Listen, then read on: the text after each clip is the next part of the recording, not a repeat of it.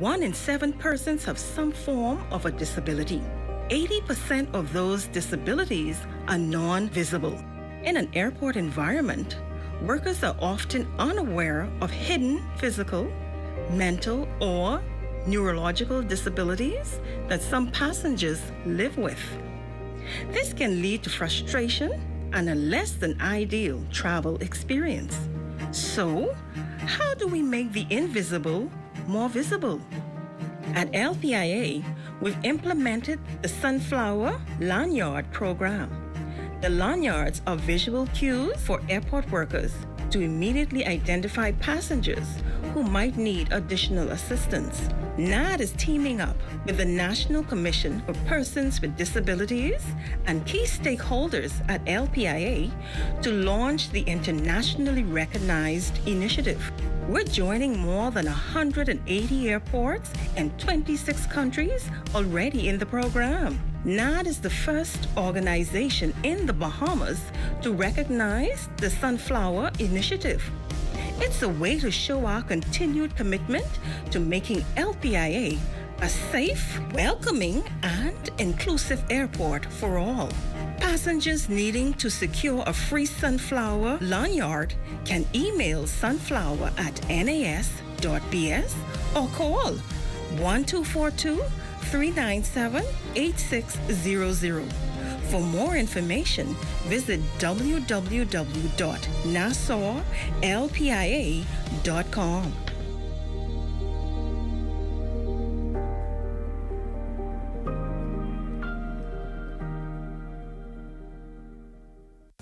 Hello, my name is Taya Roll, and I'm a sunflower at NCA. We learn and do fun activities. Come along and join us. Become a member of one of our groups today. Sunflowers, ages 5 and 6 years. Brownies, ages 7 to 10 years. Rangers, ages 14 to 17 years. And Guiders, age 18 and older. For more information, call 322-4342 or 356-5143. This public service announcement was brought to you by the Broadcasting Corporation of the Bahamas. Your number one team in the North. Only the sun covers the Bahamas better. And that concludes the Bahamas Tonight, the Northern Edition. I'm Raven Davis. And I'm Jay Philippe. Thank you so much for tuning in. Here's a live look at the Bahamas Tonight. They're coming your way next. ZNS News is brought to you by the new BTC. Fiber is here. Faster, stronger, more reliable. Together, we are unstoppable. Switch today. First at 11. High expectations from hotel stakeholders for a tourism rebound in Grand Bahama and the wider impact stemming from the redevelopment of the Grand Lucayan Resort. Also, the Ministry of Health on the ground going door to door in an effort to boost immunization among children. This as cases of the measles rise in the Americas. And the principal of C.H. Reeves complaining of a pungent odor. We'll tell you why. The Bahamas Tonight at 11 starts now.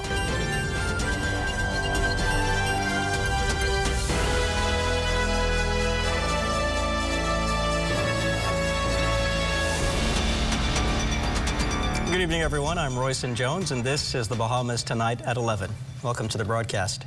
Grand Bahama's hotel sector getting a much-anticipated boost with Thursday's heads of agreement signing for the redevelopment of the Grand Lucayan Resort.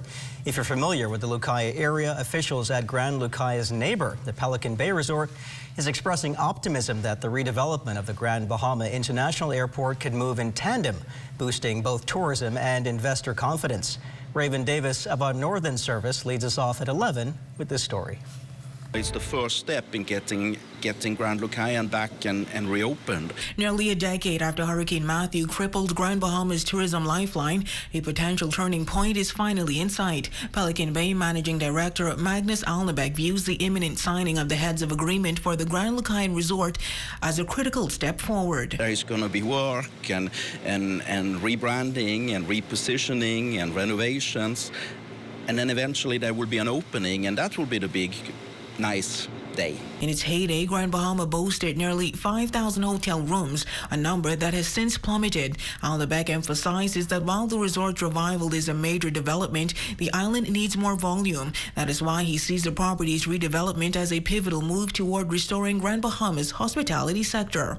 Those people want to have a destination that is alive with restaurants and plenty of stores and things that are happening. So, we are probably the biggest supporters of getting Grand Lucayan open. It is likely to be 60 or 70% of all the rooms that we have that hopefully will get open pretty soon.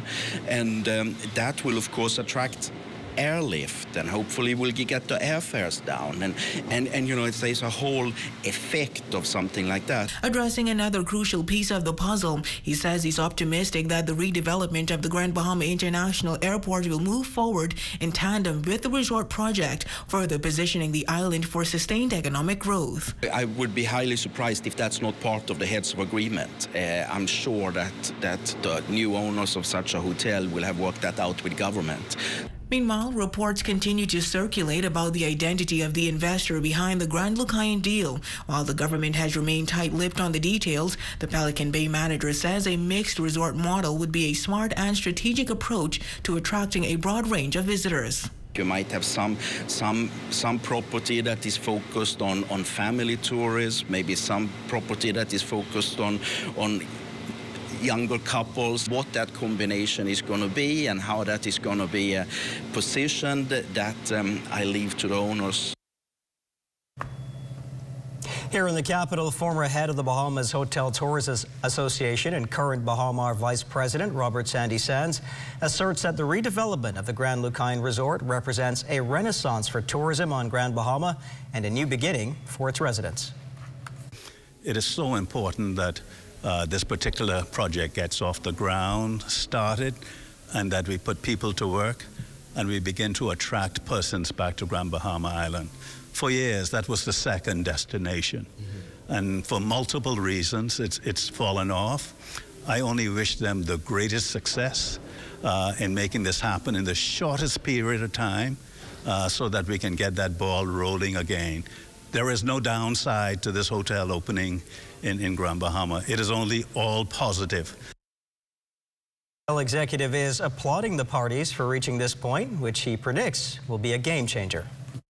And I wish the developer, I congratulate the government of the Bahamas for its tenacity in pursuing this, and to the people of Grand Bahama who will benefit from this opening by job creation, and the vendors that have been sitting idle for a long period of time. My prayer is that this is, like I say, a new beginning of great things to come for Grand Bahama. The United States and China have entered into a 3-month pause of their trade dispute, with both sides agreeing to significantly scale back on harsh tariffs imposed by both countries. This ongoing feud has created uncertainty for the wider local economy, but perhaps most crucially for the country's #1 tourism industry.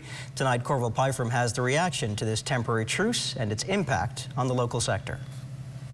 The local tourism sector appears at the moment to have been unscathed from the worst impact of President Trump's tariffs that ultimately triggered a global trade war.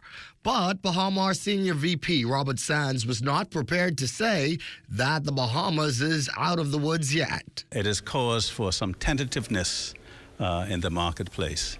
And this is the concern that it is causing. That tentativeness has caused for a slowdown in the booking pace of business.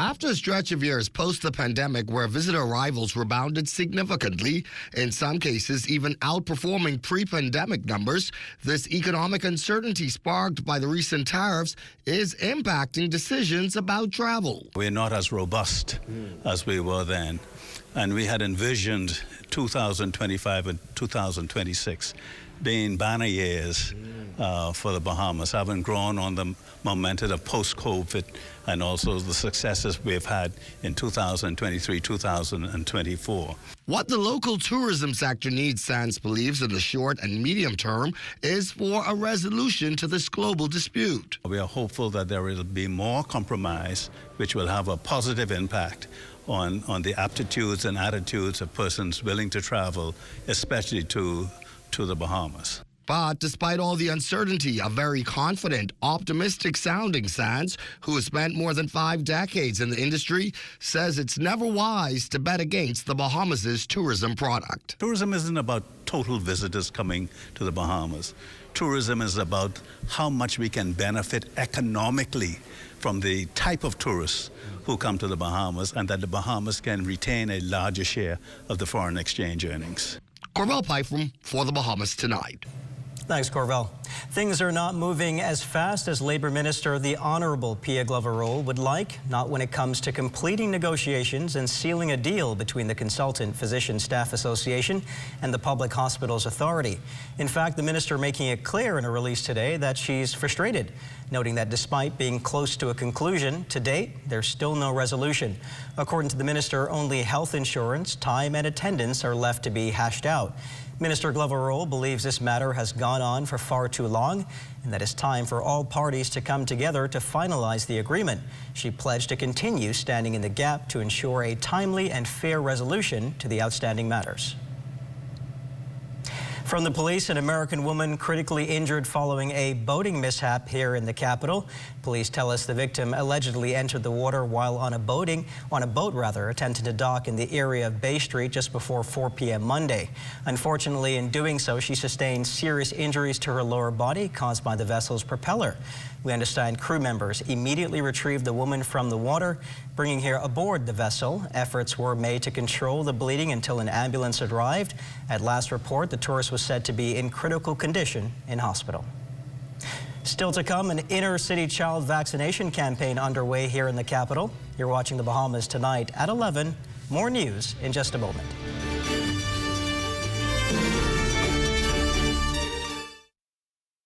Imagine a world where every brand knows your name and every store awaits your arrival. Elite shopping. Travel where luxury is a lifestyle and every journey feels like home. Dine where every flavor is just for you, every table reserved, and every moment a taste of perfection. Make every big moment even bigger. Experience banking where wealth isn't just managed, it's maximized. Step into a world without limits. Commonwealth Bank, leader in personal banking services. The internet isn't just for surfing. There's a sea of shoppers buying online, and you can connect with them on Tingsy. Tingsy is the SBDC's online storefront built for Bahamians. Take your business to the next level by selling to customers online, both at home and around the world. People want Bahamian things, and if you got things to sell, sell on Tingsy. Find out how you can connect with a sea of buyers by visiting tingsybahamas.com. This portion of the news is brought to you by Bahamas Striping Group of Companies, where safety is first. Health and Wellness Minister, the Honourable Dr. Michael Darville, leading a team of nurses and other health professionals to the Coconut Grove Police Station and later door-to-door in the area in another push to increase childhood immunization rates in the face of increasing cases of measles in the Americas. It's important that we be successful in our venture because around us, countries where we get tourists from, we're noticing the increases in measles. And so it's important for us now to find the defaulters, make sure that we immunize as many as we possibly can, and to ensure that we send a message to mothers as well as the Bahamian population, the importance of childhood immunizations, particularly MMR. PAHO and World Health Organization representative Dr. Eldana Bouswan has cautioned that should a case of measles enters the Bahamas, it poses a threat to the country's top industry. A lot of people think measles is just a little rash and that's it. And maybe it is for some, but for some you can have very serious complications and some even die. We've had 4 deaths in the region already. 3 in the US, 1 in Mexico, and we have further cases that have died that are under investigation to see if it's measles. In Canada, we've had a lot of kids being hospitalized. We don't want our kids to have to get there. So it really is important to do this for your kids now. Your parents probably did it for you. Almost all of us, I'm sure, if not all of us here, have had those measles vaccinations. We're here to tell the tale. They're perfectly safe. And it's the only way to protect, because while we can treat the symptoms of measles, there's no cure for measles. Weeks after that massive blaze consumed AML's Solomon's and Cost-Right stores on Old Trail Road, the principal of a neighboring school is sounding the alarm over a persistent odor that is believed to be emanating from the charred site. Our West Calix Forbes tells us more tonight. C.H. Reeves Junior High School, which sits just minutes away from the site, is one of the institutions that has publicly voiced its concern. We spoke to the principal. He describes the odor as a deeply unsettling one that disrupts the learning environment. We reported concerning the odor that we have been experiencing for the last 2 weeks or so. The Ministry of Education would have sent out inspectors to determine where the odor would be emanating from. I would have received word based on their findings that they are believing that it's coming from the burnt building across the highway that would have happened a few weeks ago. That's what have us really puzzled. As it relates to the fire, we don't know whether or not the cold cuts, the meats, the poultry, I'm not certain whether or not they're still there, whether the person's had an attitude to go in. I'm not sure whether or not that was the case. Just down the road, R.M. Bailey Senior High School officials too acknowledged the issue and confirmed the presence of an odor to our news team. Still, though, the question remains, like, what is the source of the smell, and will more decisive action be taken to rectify it? As it relates to school closure, we do have to wait on the executive decision by the Ministry of Education. Like I said, today seems to be pretty good. No one's complaining. But like we said, it's the wind. It depends on what's happening.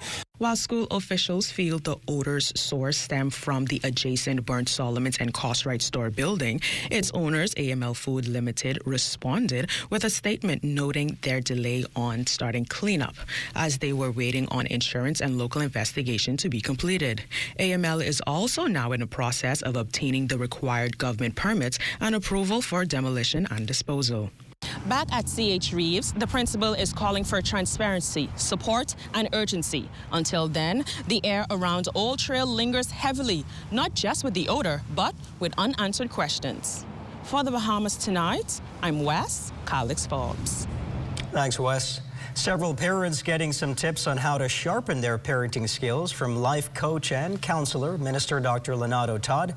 This during a Parenting of the Boy-Child seminar at Temple Baptist Church last night.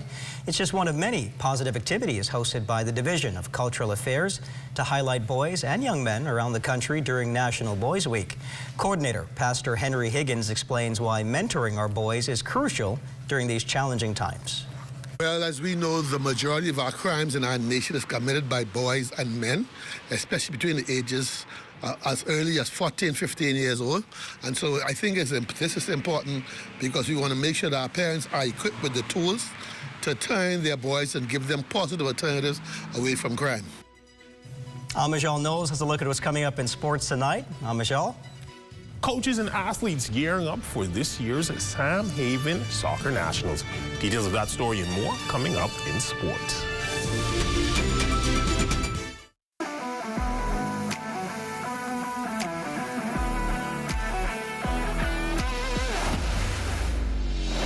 Bahamas Striping Group of Companies, we have been in Exuma now for the past 4 years, carrying out our paving program. A part of our company's philosophy is to do some work to international standards. So when you look at our paving division, we have a state-of-the-art lab to do all of our testing in-house, as well as a state-of-the-art asphalt plant with a trained technician carrying out the work on that site. The overarching goal of our company is to produce the work that we're doing in the entire Bahamas to international standards. We also make a difference by the training of our staff. We have a very intensive training program going on to where we are teaching young men how to learn the art of striping. Being a young man myself, I've made mistakes in the past. I was given a second chance to better my life, and it's only fitting that we pass it along. What's important for us is giving them a second chance for them to get a skill and a career that could take them further in life.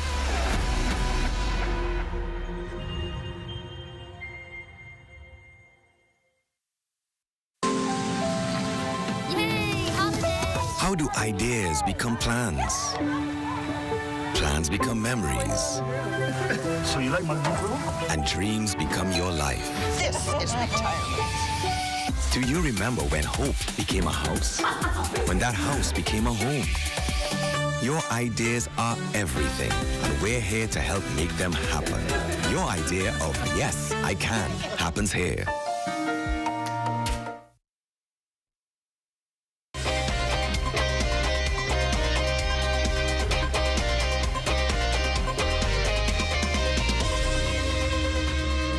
your Tuesday Sports Check, everyone. I'm Amjad Knowles, topping sports. The biggest high school soccer tournament in the country set to kick off in just a matter of days, as organizers this morning officially building hype for this year's Sam Haven Soccer Nationals. Our intern Swanson Gibson Jr. was at the press conference and filed this report. The 6th edition of the Samuel P. Haven High School Soccer National kicks off this Thursday. Over the next few weeks, numerous private and public high schools will compete in Freeport and Nassau for a chance to claim the championship title. Although this is the 6th installment, this marks the first time the Bahamas Football Association has incorporated juniors into the mix. BFA Technical Director Bruce Swan deconstructed the tournament's format. We would have a northern playoff, and we would have one male school and one female school qualifying from that northern playoff. The northern playoff would involve 2 teams from Grand Bahama. That would be the top 2 teams. One from Abaco, that would be Patrick J. Bethel, and one from Eleuthera, that is not Eleuthera High School. I think so far from Grand Bahama, who would be participated would be St. George's and Tabernacle. New Providence, BAISS, we would have 3 schools, the top 3 schools in the championship, and GSSA 3 schools. They will compete on and that's male and female, they will compete on the 21st and 22nd of May to qualify for the semi-final round. Also in attendance were several student athletes from various high schools. They discussed expectations and motivation ahead of nationals. Well, obviously being defending champs and BISS champs now, we know the target on our back is going to be big, so it's just hard work preparing. I understand that everyone's going to give us their best, and we have to be prepared for that. I think our BAIS season went well. We did not exceed our expectations because we were expecting to win, but I believe we can use that motivation and drive to push forward and try win this nationals competition. I believe in our team, and I feel like if we put our best foot forward, we can do anything we put our minds to. The High School Soccer Nationals begins May 15th and runs through the 30th. Reporting for ZNS Total Sports, I'm Swanson Gibson Jr. Basketball news, a U.S.-based college doing their part to give back to the local community. John Brown University, based in Arkansas, who compete at the NAIA level, hosting a series of basketball clinics in the capital this week and will play a feature game on Wednesday against the Police Crime Stoppers. Yesterday, they were at St. Augustine's College conducting a skills workshop with several of their players. We had discussed it probably 2 or 3 years ago, but things with COVID never really happened. So once August came and I said, all right, let's make it happen. And we just started to have the conversations. I started making my connections here on the ground in the Bahamas with Assistant Superintendent Adderley with the Royal Bahamas Police Force. And we were able to just create the itinerary. And it just so happens that this week is the National Boys Week, and it's the same week that they were coming down. So we said, man, this is a perfect opportunity for the John Brown University to come down and really just try and empower and bring some hope to the young men of the Bahamas. And can you break down what exactly? It is such a blessing to be able to translate the skills that we were taught growing up in the U.S. and be able to just pass those on to future generations and then just work interculturally with different people. It's been so cool so far. And for Big Red Machine guard Caleb Benaby, he's hoping to take what he learned in order to help him get to the next level. I feel like it would benefit us academically and athletically, because the guys talk about the GPA that you need to keep, and then the scholarship opportunities. Also athletically, they work hard, they are dedicated to teamwork, and they motivate each other. NBA playoffs, it was a must-win in Game 4 for Buddy Hield and the Golden State Warriors in the Western Conference semifinal series against the Minnesota Timberwolves on Monday night. Buddy would finish with 13 points, going 2 of 6 from behind the arc. But Anthony Edwards and the Wolves proving just to be a bit too much for the Warriors would drop their 3rd straight game in this series, as the Wolves would take this one 117-110 to go up 3-1 and now have an opportunity to close out at home on Wednesday. In track news from this weekend, the Silver Lightning Track Club hosting their track classic in honor of Bahamian legend Thomas Robinson at the stadium named in his honor. Organizer Rupert Gardner tells us more about the late season meet.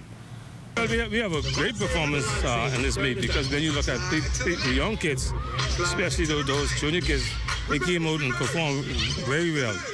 And that's what we're looking for. They're trying to qualify for other meets for the rest of the year, and also the senior meets for the rest of the year. Well, you know, it's good to honor Tommy. You know, Tommy's one of our great sprinters, and he is.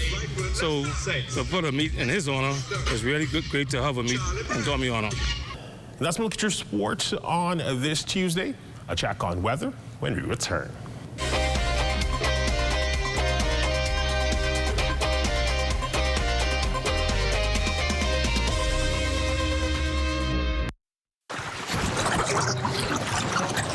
Hey, honey. You got no message for me yet? Can I tell you why I get no money? At least not yet. I get my money. Managers. Oh, I done upload it. Hello, Miss Daisy. Your check is ready. Thanks. I got it. I come for that little thing. You got it? Money managers, responsible lenders for responsible people. If you've got termites and need to get rid of them fast, trust Rentokil Initial. With over 60 years experience in the Bahamas, the global brand, training, and expertise can't be beat. Only Rentokil Initial gives you a 3-year warranty and payment plan options on termite fumigation. No one can match the range of treatments we offer, such as fumigation, pre-construction treatments, termite monitoring, and more. No matter where you are in the Bahamas, we will come to you. When it comes to complete termite eradication, there's only one name, Rentokil Initial.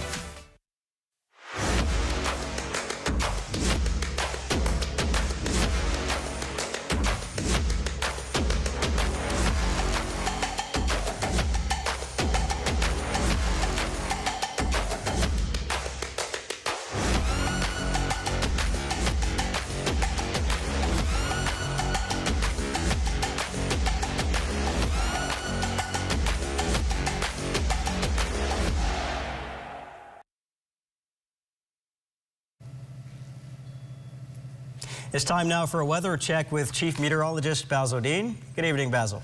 Good evening, Royston. The dry conditions has come to an end courtesy of an area of low pressure in the Gulf of Mexico, which dragged a lot of moisture over the northwest Bahamas today, and that now has a trailing trough that is now going through the capital. And we have a little break right here, but there's still some showers over the Andros area and also over North Eleuthera. But those showers will be moving slowly towards the south and east, leading to a little bit of clearing out tonight, but there's a second little round of showers that are still heading our way. So we could still get 1 or 2 more showers tomorrow, but by Thursday, I think should open up quite nicely with the skies turning into mostly sunny conditions during the daytime. Now, your temperatures around the islands this evening: Marshall, Abaco at 74, 79 in Greentool, Key, and in Freeport, Grand Bahama, the Berry Islands at 76.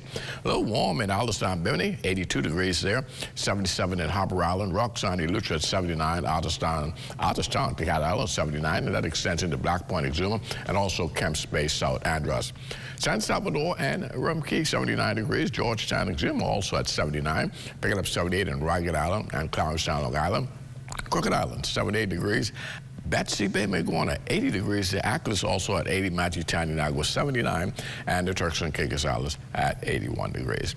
And your forecast tonight, we're looking at mostly cloudy, a bit on the warm side, and humid with a couple of soaking showers in spots. The low temperature tonight should get down to about 76 degrees. And tomorrow, we're looking at occasional morning rains and a thunderstorm in isolated areas. Otherwise, it's just going to be mostly cloudy for the greater part of the day, with a high temperature getting up to 82 degrees. And your extended weather forecast, gray skies once again tomorrow with a couple more showers lurking around. But by Thursday, things will open up quite nicely. Lots of sunshine returning to our forecast.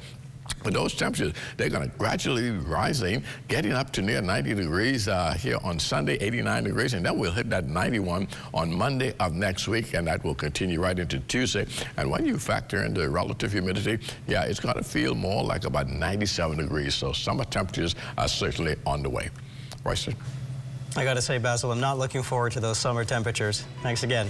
Well, that's going to do it for the Bahamas Tonight at 11. Thank you for continuing to make ZNS your first choice for news and information. Only the sun covers the Bahamas better than ZNS. Thank you for watching, and good night.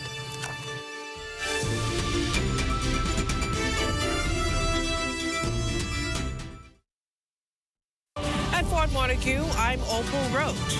This is ZNS.